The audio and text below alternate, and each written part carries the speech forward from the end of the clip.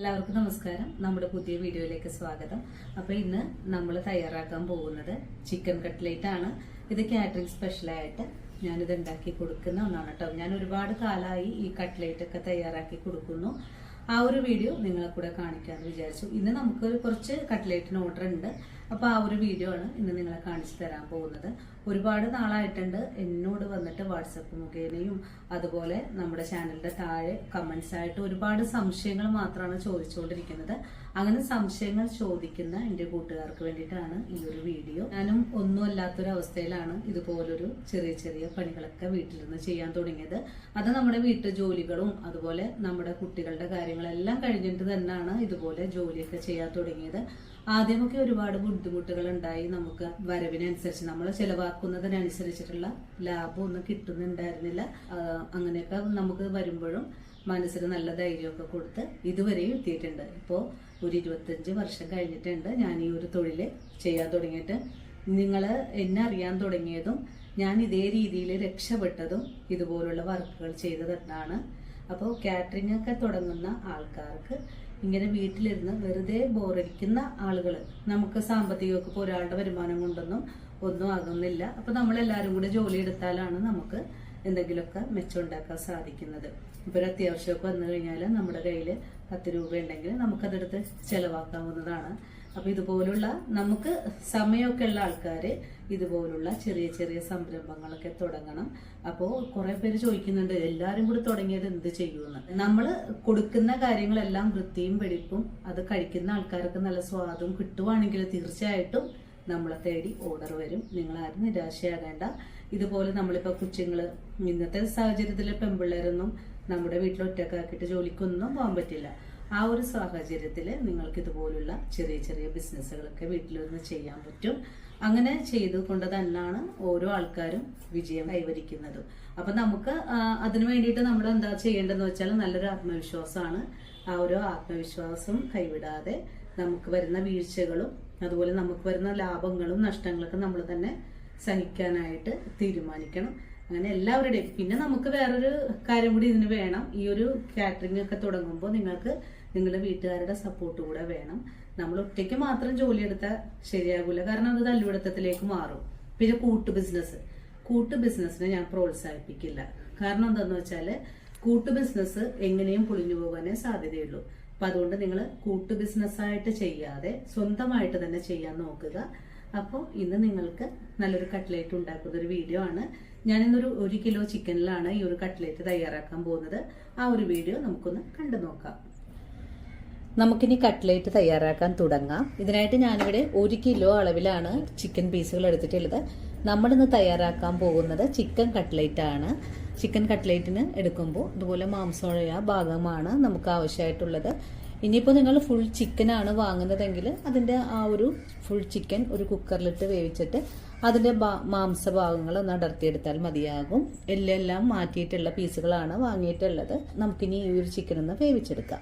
Chicken അടുപ്പിലേക്ക് വേവിക്കാൻ വെച്ച് കഴിഞ്ഞാൽ നമുക്കിതിലേക്ക് കുറച്ച് മസാലകളൊക്കെ ഒന്ന് ചേർത്ത് കൊടുക്കണം. മസാലകൾ ചേർത്ത് വേവിക്കുമ്പോഴാണ് ഈ ഒരു ചിക്കൻ കട്ട്ലേറ്റ് കഴിക്കുമ്പോൾ നല്ല പ്രത്യേക സ്വാദൊക്കെ കിട്ടുന്നത്. ആദ്യം നമ്മൾ ഇതിലേക്ക് ചേർക്കുന്നത് പെരിഞ്ചീരകമാണ്. ഞാനിവിടെ 3 ടീസ്പൂൺ അളവിലാണ് ചേർക്കുന്നത്. ഇപ്പോൾ നിങ്ങൾ സ്പൂൺ അളവാണെങ്കിൽ ഒരു 1.5 സ്പൂൺ എടുത്താൽ മതിയാകും. 1 കിലോ ചിക്കനാണ് കേട്ടോ 1.5 സ്പൂൺ പെരിഞ്ചീരകം ചേർക്കാൻ പറഞ്ഞിട്ടുള്ളത്. ഞാനിവിടെ 1.5 ടീസ്പൂൺ അളവാണ് കേട്ടോ എടുത്തിട്ടുള്ളത്. കട്ട്ലേറ്റ് ഉണ്ടാക്കാനായിട്ട് കുറച്ച് ക്ഷമ ആവശ്യമാണ് കേട്ടോ. കാരണം നമ്മൾ ചെയ്യുന്ന ഏതൊരു ജോലിയും അതിൻ്റെതായ ആ ഒരു വൃത്തിയും വെടിപ്പിനും നല്ല സ്വാദോടുകൂടിയും തയ്യാറാക്കി കൊടുക്കുമ്പോഴാണ് നമ്മൾ ചെയ്യുന്ന പാചകത്തിന് ആളുകൾ ഏറി വരുന്നത്. അപ്പോൾ നിങ്ങൾ എന്ത് ജോലി ചെയ്യുവാണെങ്കിലും വളരെ ശ്രദ്ധിച്ചും അതുപോലെ ക്ഷമയെടുത്തൊക്കെ വേണം ചെയ്യാനായിട്ട്. ഇപ്പോൾ ആദ്യമൊക്കെ നമ്മൾ ചെയ്യുമ്പോൾ കുറച്ച് തെറ്റുകുറ്റങ്ങളൊക്കെ വരും. അതൊക്കെ ക്ഷമിക്കാൻ നിങ്ങൾ തയ്യാറായിരിക്കണം. നമുക്കിതിലേക്ക് മസാലകൾ കുറച്ച് ചേർക്കാമെന്ന് പറഞ്ഞു. ഞാനിവിടെ ആദ്യം തന്നെ ചേർക്കുന്നത് ഒരു തക്കോലമാണ്. ഇന്നത്തെ നമ്മുടെ വീഡിയോ കുറച്ച് ലെങ്തി ആയിരിക്കും. കാരണം ഒരുപാട് കാര്യങ്ങൾ നിങ്ങൾക്ക് പറഞ്ഞ് മനസ്സിലാക്കി തന്നിട്ടുള്ളൊരു വീഡിയോ ആണ്. കാരണം അത്രയും കോളും മെസ്സേജും ആണ് ഒരു ദിവസം എനിക്ക് വന്നുകൊണ്ടിരിക്കുന്നത്. അതുകൊണ്ടാണ് ഞാൻ ഈ വീഡിയോ വീണ്ടും നിങ്ങൾക്ക് വേണ്ടിയിട്ട് കാണിച്ചു തരുന്നത്. ഒരു തക്കോലവും പിന്നെ ഒരു ചെറുത്, ഇത് 1 കിലോത്തിന്റെ അളവാണ് കേട്ടോ. ഇനി നമുക്ക് ആവശ്യമായിട്ടുള്ളത് 4 കഷ്ണം കറുവപ്പട്ട. 4 കഷ്ണം ഞാനിവിടെ എടുത്തിട്ടുള്ളത് അല്പം ചെറിയ കഷ്ണങ്ങളാണ്. ഇനി ഈ ഒരു കഷ്ണങ്ങൾ പോലെ ഒന്ന് ചെറുതാക്കി ഒന്ന് നുറുക്കിയിട്ട് കൊടുക്കാം. ഇനി നമുക്ക് വേണ്ടത് കറയാമ്പൂവാണ്. നമുക്കൊരു 8 കറയാമ്പൂ ആവശ്യമായിട്ടുണ്ട് കേട്ടോ. 1 2 3 4 5 6 7 8. പിന്നെ നമ്മൾ ഈ പാചകക്കാർക്കേ നമുക്ക് ഈ സ്പൂൺ അളവ് പറയാനും ടീസ്പൂൺ അളവ് പറയാനും കുറച്ച് ബുദ്ധിമുട്ടാണ് കേട്ടോ. കാരണം നമ്മളെല്ലാവരും ഈ ഒരു പാചകക്കാരെല്ലാവരും ഞാൻ ഉൾപ്പെടെയുള്ള എല്ലാവരും ഇങ്ങനെ കൈ അളവാണ് കേട്ടോ എടുക്കുന്നത്. അതെ, നമ്മളിത് ഒരു സ്പൂൺ അളവുണ്ട് കുരുമുളക് ഇതിലേക്ക് ചേർക്കുന്നുണ്ട്. കുരുമുളക് നമുക്ക് കുറച്ചും കൂടെ ചേർക്കാം. കുരുമുളകിന്റെ സ്വാദ് കട്ട്ലേറ്റിന് നല്ല ടേസ്റ്റ് നൽകും. നമ്മുടെ ഈ ഒരു വീഡിയോയിൽ കൂടെ ഞാൻ എൻ്റെ ജീവിതം മെച്ചപ്പെടുത്തിയത് എങ്ങനെയാണെന്നും നിങ്ങളിലേക്ക് ഞാൻ എത്തപ്പെട്ടത് എങ്ങനെയാണെന്നുമാണ് കേട്ടോ ഈ ഒരു വീഡിയോയിൽ കൂടെ ഞാൻ പറഞ്ഞു തരുന്നത്. ഇതൊരു വീഡിയോ അല്ല, ശരിക്കും ഇതൊരു പാചക ക്ലാസ് ആണ്. നിങ്ങൾ പൂർണ്ണമായിട്ടും വീഡിയോ സ്കിപ്പ് ചെയ്യാതെ വേണം കാണാനായിട്ട്. അപ്പോഴാണ് നിങ്ങൾക്കും ഇതുപോലൊരു സംരംഭം തുടങ്ങാനായിട്ടുള്ള ഒരു ആത്മധൈര്യമൊക്കെ ഉണ്ടാകുന്നത് കേട്ടോ.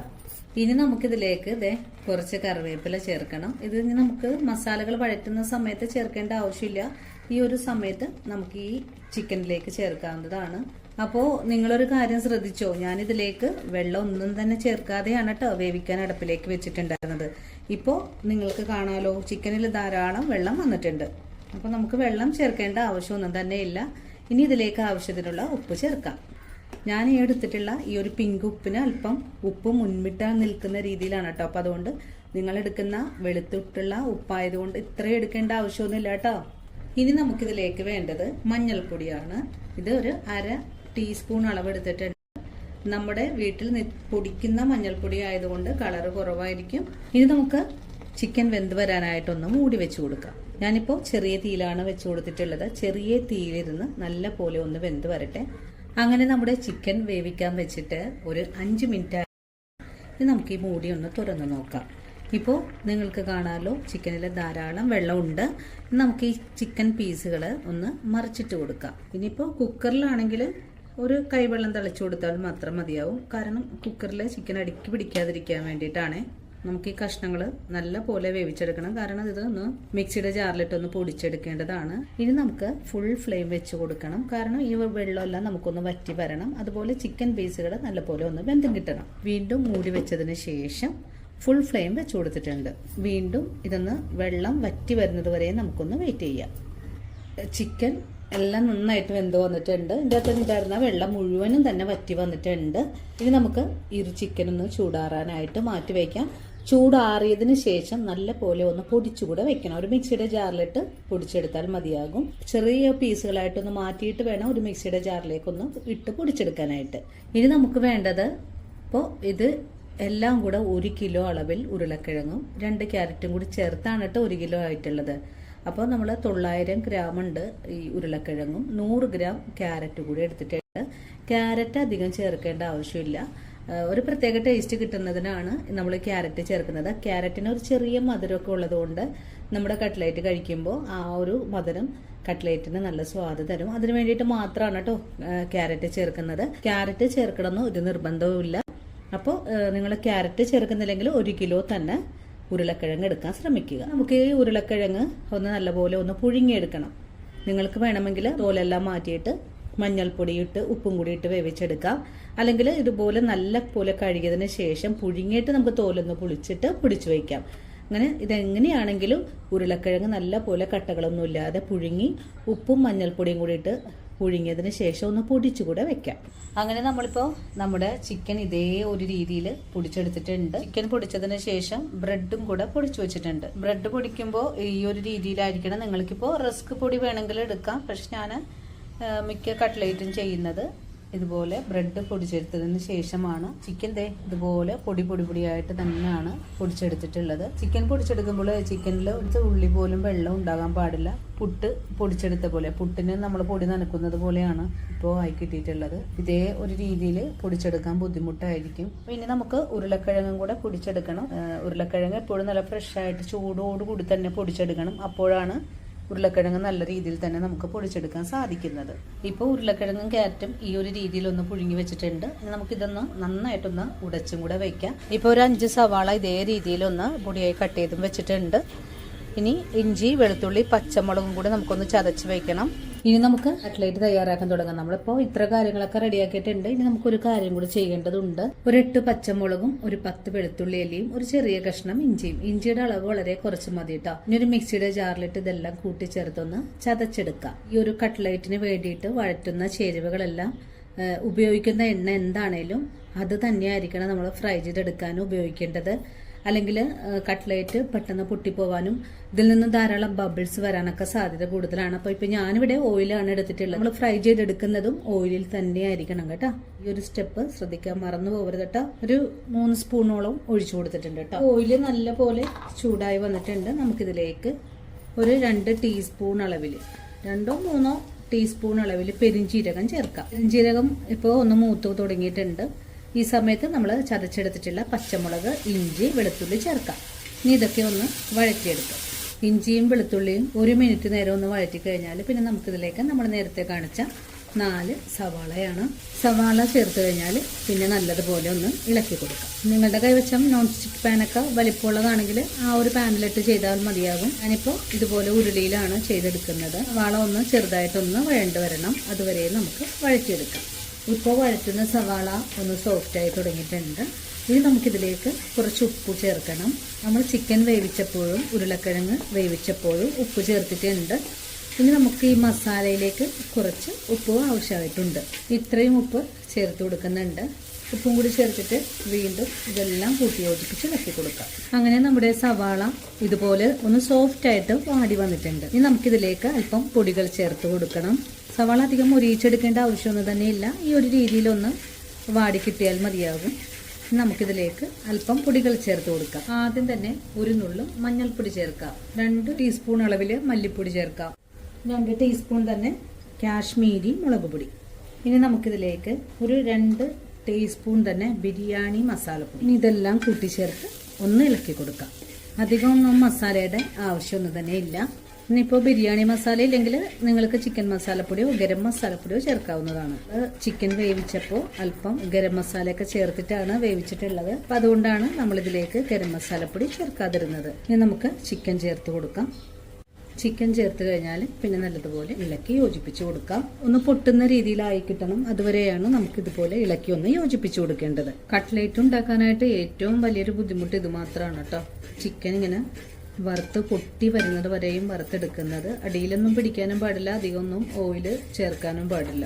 അധികം ഓയിലൊക്കെ ചേർന്ന് കഴിഞ്ഞാൽ നമുക്ക് ഉണ്ട പിടിച്ചിട്ട് എടുക്കുമ്പോൾ പൊട്ടിപ്പോവാനൊക്കെ സാധ്യത കൂടുതലാണ്. അപ്പോൾ പല ആൾക്കാരും എന്നോട് ചോദിക്കുന്ന ഒരു സംശയമാണ്, ഇങ്ങനെ ഉണ്ട പിടിക്കുമ്പോൾ ഇങ്ങനെ വിണ്ടു പോകുന്നു എന്നൊക്കെ പറഞ്ഞിട്ട് ഒരുപാട് കമൻസ് വരാറുണ്ട്.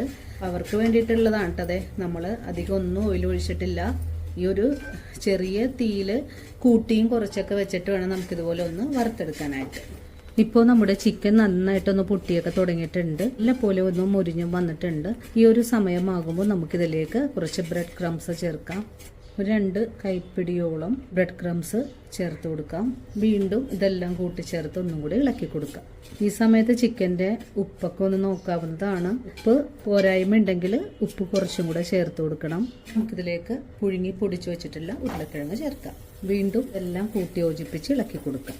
ഫ്ലെയിം ഓഫ് ചെയ്ത് കൊടുക്കാം. നല്ലതുപോലെ ഉടച്ചൊന്ന് യോജിപ്പിച്ച് കൊടുക്കണം. ഇനി ചൂടാറി വരുമ്പോഴേക്കും കൈകൊണ്ട് നല്ലതുപോലെ കുഴച്ചൊന്ന് യോജിപ്പിച്ചെടുക്കണം. അപ്പോൾ നമ്മുടെ കട്ട്ലേറ്റ് നല്ലതുപോലെ കുഴച്ച് മയത്തിൽ കുഴച്ചെടുത്തിട്ട് വേണം നമുക്ക് ഇതുപോലെ ഒന്ന് ഷേപ്പാക്കി എടുക്കാൻ. ഞാനിപ്പോൾ ഇതേ ഒരു ഷേപ്പിലാണ് ആക്കുന്നത്. നിങ്ങൾക്കിപ്പോൾ ഏത് ഷേപ്പിൽ വേണമെങ്കിലും ചെയ്തെടുക്കാവുന്നതാണ്. ഈ ഒരു രീതിയിൽ നല്ല മയത്തിൽ കുഴച്ചെടുത്താൽ മാത്രമാണ് നമുക്കിതുപോലെ ഒന്ന് ഉരുട്ടിയെടുക്കാനും സാധിക്കുന്നത്. അപ്പോൾ ഈ ഒരു രീതിയിൽ തന്നെ നമുക്കെല്ലാം ഒന്ന് ഉരുട്ടിയെടുക്കാം. അപ്പോൾ നമ്മുടെ കട്ട്ലേറ്റ് എല്ലാം ഇതുപോലെ ഒന്ന് ഷേപ്പാക്കി വെച്ചിട്ടുണ്ട്. ഞാൻ ഇതേപോലത്തെ ഒരു ഷേപ്പിലാണ് കേട്ടോ ആക്കി എടുത്തിട്ടുള്ളത്. ഇനി നമുക്ക് വേണ്ടത് ഒരു 100 ഗ്രാം മൈദപ്പൊടിയാണ്. മൈദപ്പൊടിയിലേക്ക് ഒരു നുള്ളു ഉപ്പ് ചേർക്കാം. ഇനി നമുക്കിതിലേക്ക് കുറച്ച് വെള്ളം കൂടെ ഒഴിച്ചു കൊടുക്കാം. നിങ്ങൾക്ക് ഈ ഒരു സ്റ്റെപ്പ് കോഴിമുട്ട പതപ്പിച്ചും ചെയ്യാവുന്നതാണ്. ഞാനിപ്പോൾ കോഴിമുട്ട എടുക്കുന്നില്ല, മൈദപ്പൊടിയാണ് എടുത്തിട്ടുള്ളത്. മൈദപ്പൊടിക്ക് പകരമായിട്ട് കോൺഫ്ലോറും എടുക്കാവുന്നതാണ്. കട്ടകളൊന്നും ഇല്ലാതെ ഇതൊന്ന് മിക്സ് ചെയ്തെടുക്കാം. ഇതേ ഒരു പാകത്തിലാണ് ഞാനിവിടെ ഒന്ന് മിക്സ് ചെയ്തെടുത്തിട്ടുള്ളത്. അത്യാവശ്യം ലൂസോടുകൂടി തന്നെയാണ് നമുക്ക് ആവശ്യമായിട്ടുള്ളത്. ഇനി നമുക്ക് ഓരോ കട്ട്ലേറ്റും ഈ ഒരു ബാറ്ററിൽ മുക്കിയിട്ടെടുക്കാം. ഇതുപോലെ മൈദപ്പൊടിയിൽ ഒന്ന് കോട്ട് ചെയ്ത് വെച്ചിട്ടുണ്ട്. ഇനി നമുക്ക് ഓരോന്നും ബ്രെഡ് ക്രംസിൽ മുക്കിയെടുക്കണം. ഇതുപോലെ ഒന്ന് പൊതിഞ്ഞെടുക്കാം. 2 പേരൊക്കെ ഉണ്ടെങ്കിൽ നമുക്ക് ഒരാൾ മുക്കിയെടുക്കുമ്പോൾ ഇതുപോലെ ഒന്ന് പൊതിഞ്ഞെടുക്കാവുന്നതാണ്. ഞാനിതെല്ലാം ഒറ്റയ്ക്ക് ചെയ്യുന്നത് കൊണ്ടാണ് ഇപ്പോൾ ഇതുപോലെ ചെയ്തു വെച്ചിട്ടുള്ളത്. അങ്ങനെ നമുക്ക് ഈ ഒരു രീതിയിൽ തന്നെ എല്ലാം ഒന്ന് പൊതിഞ്ഞെടുക്കാം. അപ്പോൾ നമ്മൾ ഇതുപോലെ എല്ലാം കോട്ട് ചെയ്ത് വെച്ചിട്ടുണ്ട്. ഇനി നമുക്ക് ഉടൻ തന്നെ ഫ്രൈ ചെയ്ത് കൂടി എടുക്കാം. നമുക്ക് കട്ട്ലേറ്റ് തയ്യാറാക്കാൻ തുടങ്ങാം. ഇതിനായിട്ട് വറുത്തെടുക്കാൻ ആവശ്യമായ ഓയിൽ ഒഴിച്ച് കൊടുത്തിട്ടുണ്ട്. കട്ട്ലേറ്റ് വറുക്കാൻ ഇട്ട് കൊടുക്കാം. 6 എണ്ണമാണ് കേട്ടോ ഞാനിന്ന് ഇട്ടിട്ടുള്ളത്. ഒരു പ്രാവശ്യം 6 എണ്ണം ഇട്ടിട്ടുണ്ട്. ഞാനിപ്പോൾ ഇങ്ങനെ ഫ്രൈ ചെയ്തല്ല കേട്ടോ കൊടുക്കുന്നത്. ഞാനിതുപോലെ ഇങ്ങനെ സെറ്റ് ചെയ്താണ് കൊടുക്കുന്നത്. ഫ്രൈ ഒന്നും ആക്കി കൊടുക്കാറില്ല. നമുക്കിതുപോലെ മറിച്ചും തിരിച്ചൊക്കെ ഇട്ട് കൊടുത്തിട്ട് വേണം ഫ്രൈ ചെയ്തെടുക്കാനായിട്ട്. ഇപ്പം ഒരു ഭാഗം ഒന്ന് ഇതേ മുരിഞ്ഞ് വന്നിട്ടുണ്ട്. ഞാനിതൊന്ന് മറിച്ചിട്ട് കൊടുക്കുവാണ്. നമ്മളിപ്പോൾ തയ്യാറാക്കിയിട്ടുള്ള 1 കിലോ ചിക്കനാണ്. ആ ചിക്കൻ വെച്ചിട്ട് എനിക്കൊരു 35 കട്ട്ലേറ്റാണ് തയ്യാറാക്കി എടുക്കാൻ സാധിച്ചിട്ടുള്ളത്.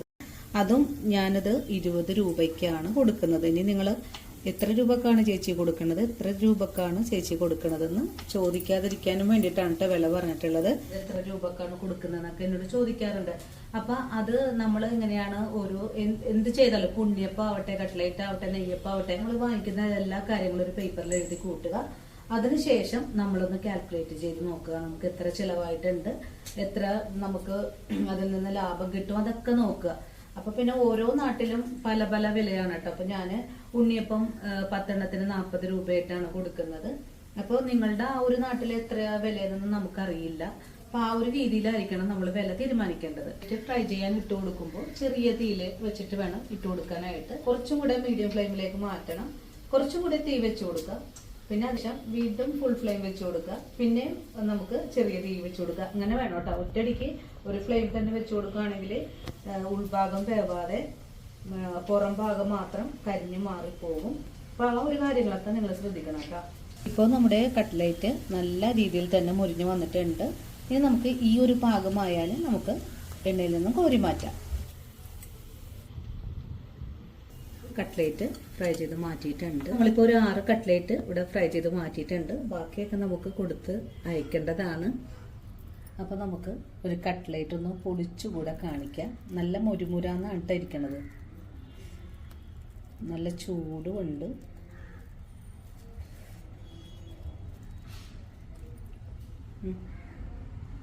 അപ്പോൾ ഒരു കാറ്ററിംഗ് ബിസിനസ്സൊക്കെ ആദ്യം സ്റ്റാർട്ട് ചെയ്യുന്നത് എങ്ങനെയാണെന്ന് കൂടെ നിങ്ങൾക്ക് പറഞ്ഞുതരാം കേട്ടോ. കാരണം നമ്മൾ ഇപ്പോൾ ഏതൊരു തൊഴിലാണ് ചെയ്യാൻ പോകുന്നതെങ്കിലും ആദ്യം തന്നെ നമ്മുടെ അയൽവാസികളെ അറിയിക്കുക. അതുപോലെ തന്നെ നിങ്ങളുടെ ബന്ധുക്കളോട് അറിയിക്കുക. പിന്നെ അവരുടെ വീട്ടിൽ വരുന്ന ചെറിയ ആവശ്യങ്ങൾക്ക് ഞങ്ങൾ ഇതുപോലെ ഒന്ന് ചെയ്തു തരാമെന്നൊക്കെ പറയുക. ആദ്യം തന്നെ നമ്മൾ കുറച്ച് കാര്യങ്ങളൊക്കെ ഉണ്ടാക്കിയിട്ട് അവർക്കൊന്ന് ടേസ്റ്റ് ചെയ്യാനൊക്കെ കൊടുക്കുക.